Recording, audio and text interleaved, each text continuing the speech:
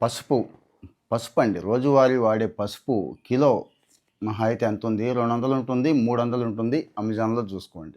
ఇదే పసుపుని కిలో 2000కి అమ్ముతూ సంవత్సరానికి 2.5 టన్నులు ఈల్డ్ దిగుబడి తీస్తూ 8 లక్షలు సంపాదిస్తున్నారండి. అంటే ఖర్చులో ఒక 2 లక్షలు పోయినా 6 లక్షలు సంపాదిస్తున్న వాళ్ళ కథ ఇక్కడ ఇస్తున్నాను. అనిత అండ్ జార్జ్ అని చెప్పి మనం ట్రూ స్టోరీస్ అన్నీ చెప్పుకుంటున్నాం కదా. అగ్రికల్చర్లో కేవలం వ్యవసాయదారులుగా కాదు, అంటే అగ్రిప్రెన్యూర్స్గా మార్చడం మన ఉద్దేశం. ఏం చేస్తున్నారు వీళ్ళు అంటే న్యాచురల్ పసుపు. అంటే మీకు అర్థమైంది కదా, కెమికల్స్ లేని పసుపుని వీళ్ళు తయారు చేసి ఎక్కడో కష్టపట్టలేదండి, స్వయంగా అమ్మేసుకుంటున్నారు.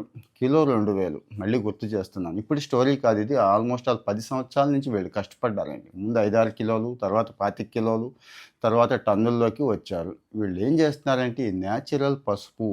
ఏంటి గొప్పదనం అంటే పసుపులో సర్క్యుమిన్ అని చెప్పి ఒక పవర్ఫుల్ యాంటీ ఇన్ఫ్లమేటరీ యాంటాక్సిడెంట్ ఉంటుందండి. ఇది హెల్త్కి అంత అంటే అంత మంచి చేస్తుంది. అందుకే భారతీయ ఆయుర్వేదం అన్ని చోట్ల పసుపు వాడండి అన్నారు. కానీ ఇప్పుడు అంతా కెమికల్స్ అయిపోయినాయి. పసుపులో కూడా ఎంత యూరియా వేస్తున్నారు, ఎంత డిఏపి వేస్తున్నారు, ఎన్ని మందులు కొడుతున్నారో మీకు తెలుసు కదా. ఆ లాభం పోతుందండి. ఈ సర్క్యుమిన్ క్వాంటిటీ, ఆ వాల్యూమ్ తగ్గిపోతుంది. వీళ్ళ పసుపు మాత్రం మంచి పచ్చగా బంగారంలా ఉంటుందంట.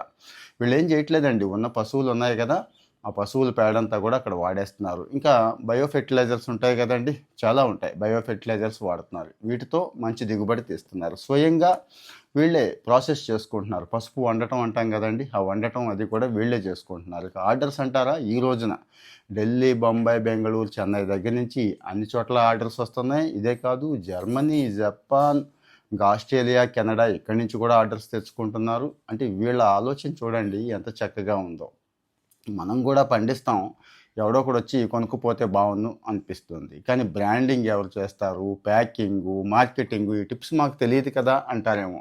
అదే మహారాష్ట్రలో లోని అనే ప్రాంతం అండి, అక్కడే లోకల్ వాళ్ళు హెల్ప్ చేశారు వీళ్ళకి. సమ్ ఎన్జిఓస్ ఉంటాయి, ఈ టైప్ ఆఫ్ ట్రైనింగ్ ఇచ్చేవాళ్ళు చాలామంది ఉంటారు. మీకు ఉంటుంది అవకాశం. సో నా సలహా ఏంటంటే పండించేసి గొప్పగొత్తుగా ఎవడో ఒక బ్రోకర్కి అమ్మేసుకొని నష్టం వచ్చిందని బాధపడకుండా ఆ కంపెనీ వాళ్ళు ఏదో తినేస్తూ ఉంటారు. మీకు తెలుసు, పసుపు మార్కెట్ ప్రపంచవ్యాప్తంగా 6, 7, 8 బిలియన్ డాలర్లు అయితే మార్కెట్ ఉందండి. చాలా డిమాండ్ ఉంది, కావాలంటే గూగుల్ చేసుకోండి. సో అంటే పసుపు ఒక్కటే కాదు, మిగిలిన అన్ని చోట్ల కూడా ఈ ఐడియా పనికొస్తుంది.